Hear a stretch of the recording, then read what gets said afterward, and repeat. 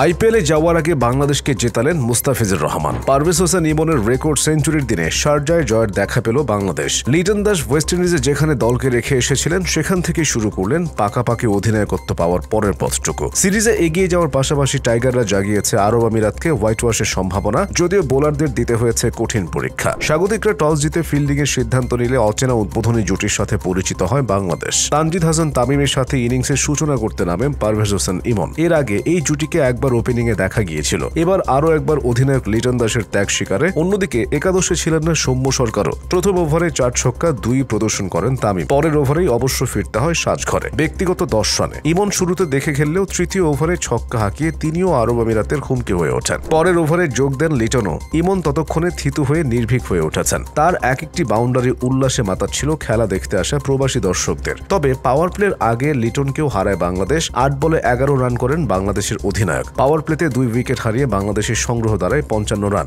অষ্টম ওভারে সঞ্চিত শর্মাকে 3টি ছক্কা হাঁকান ইমন। 8 ওভার শেষে তখন বাংলাদেশের রান 82, রান রেট 10-এরও বেশি। পরের ওভারে মাত্র 28 বলে অর্ধশতকের মাইল ফলকে পা রাখেন ইমন।